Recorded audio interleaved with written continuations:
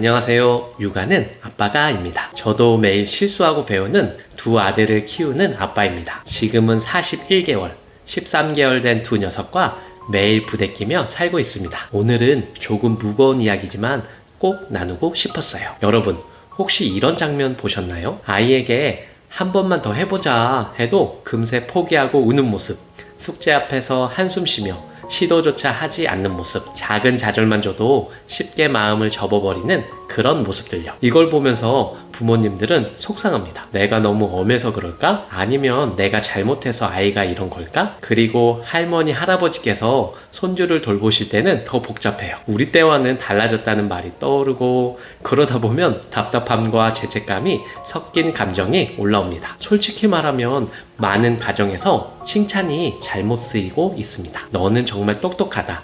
너 천재구나. 같은 말은 순간 기분을 좋게 하지만 아이에게 실패를 두려워하게 만들고 새로운 시도를 꺼리게 할 수 있습니다. 그리고 또 한 가지 문제는 아이가 포기하려 할 때 어른들이 결과를 대신해 주거나 빨리 문제를 해결하려고 성급하게 개입하는 경우예요. 이렇게 되면 아이는 스스로 견디고 해결하는 경험을 잃게 됩니다. 결국 인내심과 끈기가 자라지 못하죠. 이건 단순한 훈육 실수가 아닙니다. 우리가 매일 무심코 하는 말과 행동이 아이의 성격, 도전하는 태도, 평생의 학습 방식을 만드는 기초가 됩니다. 그렇기 때문에 이 문제는 정말 심각합니다. 그럼 어떻게 바꿀까요? 오늘 영상에서 제가 드릴 약속은 단 하나입니다. 집에서 바로 쓸 수 있는 말 한마디의 힘으로 아이의 인내와 끈기를 키우는 방법 3가지를 정확히 알려드릴게요.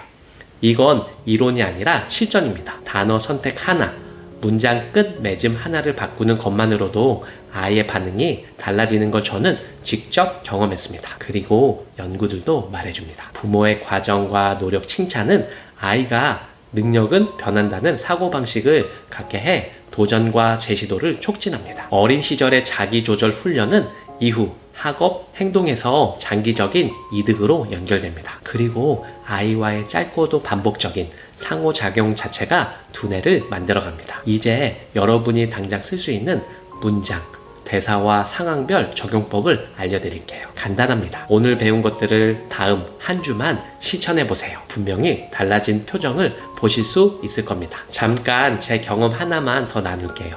큰아이가 레고 다리를 쌓다가 무너졌을 때 저는 예전처럼 그만 다시 해 하고 말하려다가 멈췄어요. 대신 이렇게 말해봤습니다.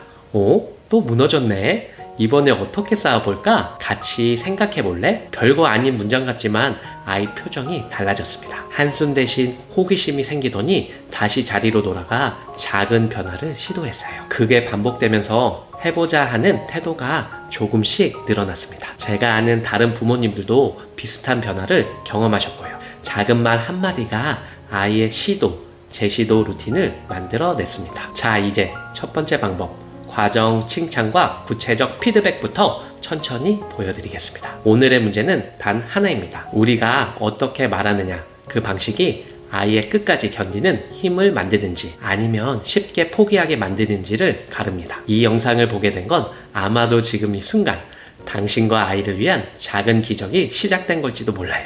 당신의 사랑과 노력은 분명 아이의 내일을 바꿀 거예요. 구독과 좋아요는 저에게 큰 힘이 되고 이 이야기 아빠와도 함께 들어주세요. 둘이 함께 할 때 아이는 더 단단해집니다. 자식이 잘된 부모의 대화법 첫 번째, 과정을 칭찬하고 구체적으로 피드백하기. 혹시 이런 말 무심코 자주 하시진 않나요? 역시 우리 아들이 천재야.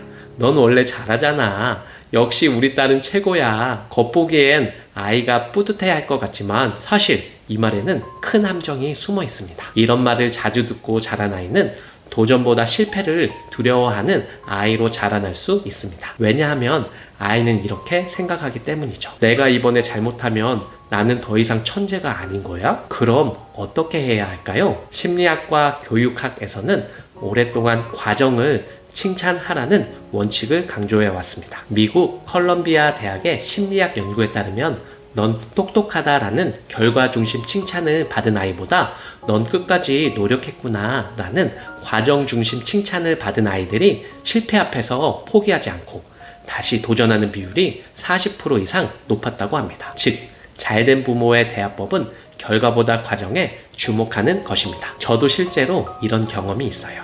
우리 첫째가 그림을 그리는데 색칠을 막 삐뚤빼뚤하게 한 거예요. 예전 같았으면 저도 모르게 와 너무 잘했다 하고 결과만 칭찬했을 겁니다. 그런데 그날은 이렇게 말해봤습니다. 내가 파란색을 고른 이유가 궁금해.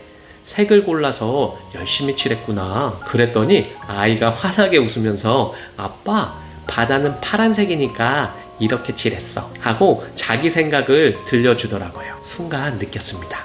결과 칭찬은 대화를 끝내지만 과정 칭찬은 대화를 이어간다는 걸요. 부모가 실제로 할 수 있는 구체적 방법으로는 첫 번째, 결과 대신 과정 칭찬하기. 잘했어 보다는 시간을 들여서 끝까지 완성했구나. 역시 최고야 보다는 실수를 해도 다시 고쳐서 멋지게 만들었네. 두 번째, 구체적 피드백 주기. 내가 직접 방법을 찾아낸 게 대단하다. 내가 힘든데도 집중해서 해낸 걸 보니 아빠도 자랑스러워. 세 번째, 생각을 묻는 질문 활용하기. 내가 이렇게 선택한 이유가 궁금해. 다시 한다면 어떻게 해보고 싶어? 이런 질문이 아이의 사고력과 자기 성찰을 키워줍니다. 사실 우리 어른들도 마찬가지 아닐까요? 누군가 내 성과만 보고 칭찬할 때보다 내가 흘린 땀, 내가 버틴 시간, 그 과정을 알아줄 때 더 눈물이 나는 것처럼요. 아이에게도 그 감동을 줄 수 있습니다. 넌 잘했어가 아니라 넌 끝까지 해내는 게 참 힘들었겠다. 그런데 포기하지 않았구나. 이 말 한마디가 아이에게는 평생을 버틸 힘이 됩니다. 부모의 한마디가 아이의 성격을 만들고 부모의 한마디가 아이의 인생을 바꿉니다. 자식이 잘된 부모의 대화법 두 번째, 괜찮아 다시 해보자 라는 말. 혹시 이런 경험 있으신가요? 아이가 숙제를 하다가 지우개를 던져버리고 그림을 그리다 종이를 구겨버리고 블록을 쌓다 무너뜨리면 울면서 포기해버리는 순간요. 그때 많은 부모들이 무심코 이런 말을 합니다. 왜 그렇게 성질을 내니? 좀 집중 좀 해.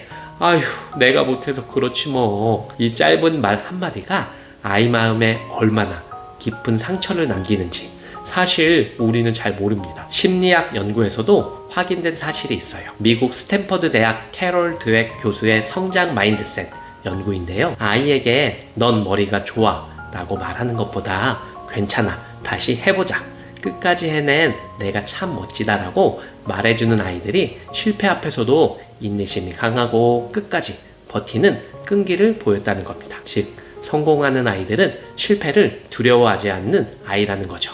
그리고 그 힘은 부모의 대화법에서 시작됩니다. 저도 41개월 큰아들이랑 이런 경험이 있었어요. 블록을 열심히 쌓다가 계속 무너져서 결국 울음을 터뜨리더라고요. 그 순간 저도 솔직히 아빠가 도와줄 테니 그냥 빨리 끝내자 이런 말이 입 밖으로 나오려 했어요. 근데 그때 참고 그냥 이렇게 말해줬습니다. 괜찮아. 아빠도 내가 다시 해보는 걸 보고 싶어. 그러자 신기하게도 아이가 눈물을 훔치더니 다시 블록을 하나하나 쌓아 올리더라고요. 그리고 마침내 성공했을 때 그 아이의 얼굴에 번진 환한 웃음은 지금도 잊을 수가 없습니다. 이때 느꼈습니다. 다시 해보자라는 말 한마디가 아이의 마음을 이렇게 단단하게 만드는구나. 부모가 실제로 할 수 있는 구체적 방법으로는 첫 번째, 실패를 두려워하지 않게 도와주기. 아이가 실수했을 때 괜찮아 다시 해보자라고 말해주기.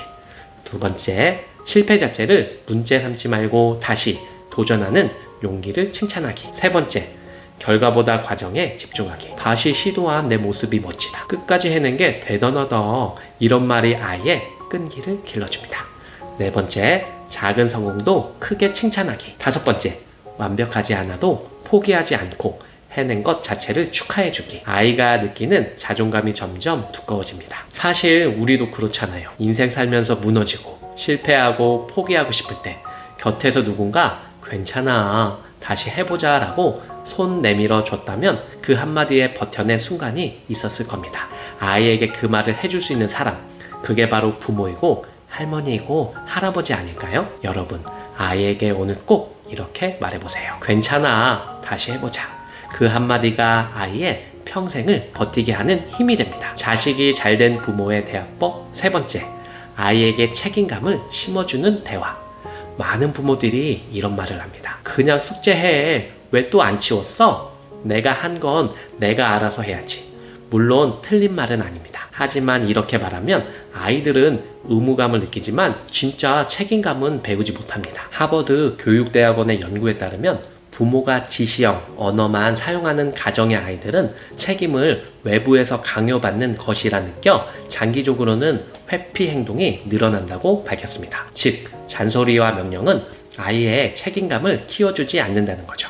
책임감은 단순히 내가 해야 해 라고 해서 길러지지 않습니다. 대화 속에서 스스로 선택하고 결과를 경험하도록 도와주는 것이 핵심이에요. 스탠퍼드 대학 연구에 따르면 부모가 선택권을 주면서 책임을 연결해주는 대화를 했을 때 아이들의 자율성과 끈기가 크게 향상되었습니다. 즉, 부모의 말투 하나가 아이의 인생 태도를 바꿀 수 있다는 겁니다. 저희 첫째 아이랑 있었던 일이에요. 블록놀이를 마치고 정리하기 싫다며 때를 쓰더라고요. 저도 순간 당장 치워 라고 말하고 싶었죠. 근데 꾹 참고 이렇게 말했습니다. 이제 정리해야 하는데 아빠랑 같이 치울래? 아니면 내가 먼저 시작해볼래? 그랬더니 아이가 조금 고민하다가 내가 먼저 할래 하고 블록을 하나씩 담기 시작하더라고요. 그날 깨달았어요. 잔소리 한마디 안 했는데도 아이가 스스로 책임지고 행동할 수 있구나 하고요. 부모가 실제로 할 수 있는 구체적 방법으로는 첫 번째, 선택권을 주되 책임과 연결하기. 지금 당장 숙제해 보다는 숙제를 먼저 할래? 저녁 먹고 할래? 대신 내가 선택한 거니까 지켜야 해. 두 번째, 결과를 경험하게 하기. 또 안 했네. 내가 대신 해줄게 보다는 내가 선택한 거니까 내일 조금 힘들 수도 있겠다. 하지만 내가 해결할 수 있을 거야. 세 번째, 작은 성공 경험을 축적시키기. 아이가 스스로 한 일을 발견하면 와, 내가 스스로 해냈구나. 그게 바로 책임지는 거야. 책임감은 가르치는 게 아니라 부모가 아이의 선택을 존중하고 끝까지 믿어줄 때 자연스럽게 길러집니다. 우리가 아이에게 해줄 수 있는 최고의 말은 내가 선택했으니 아빠, 엄마, 할머니는 끝까지 내 편이야. 그 믿음 하나가 아이를 세상에서 가장 끈기 있고 당당한 사람으로 키웁니다. 여러분, 육아라는 게 그렇습니다. 아침에 아이를 깨우면서 시작해서 밥 먹이고 씻기고 달래고 또 달래고 하루가 끝나면 기운은 다 빠지고 나는 오늘 또 화만 낸 거 아닐까? 아이 마음을 제대로 안아주지 못한 건 아닐까? 후회가 밀려오죠. 할머니들도 마찬가지입니다. 손주를 돌보다 할머니는 왜 이렇게 늦게 줘? 투정 부리는 소리에 서운함이 스치지만 돌아서면 그 말조차 사랑스러워. 밥 한 숟가락 더 떠먹여주는 게 또 우리의 마음 아닐까요? 아이들은 모릅니다. 내가 얼마나 지치고 얼마나 마음속으로 눈물을 삼키며 버티고 있는지. 하지만 꼭 기억하세요. 아이는 알고 있습니다. 내 곁에 항상 엄마가, 아빠가, 할머니가 있다는 걸요. 세상에서 아이에게 가장 큰 선물은 새 장난감도 멋진 학원도 아닙니다. 지쳐도 포기하지 않고 결국 아이 옆에 서 있는 그 모습 그 자체가 아이의 평생 자존감이 되고 세상을 살아갈 힘이 됩니다. 혹시 오늘도 후회와 미안함으로 잠드셨나요? 그런데 말이에요. 아이들은 우리가 생각하는 것보다 훨씬 쉽게 그리고 깊이 사랑을 느끼고 있다는 거 절대 잊지 마세요. 오늘도 수고 많으셨습니다. 여러분의 사랑과 인내가 아이의 내일을 바꾸고 있어요. 그리고 이 영상을 보신다면 아이에게 꼭 이렇게 말해주세요. 너라서 고맙다. 내가 있어서 내가 웃는다.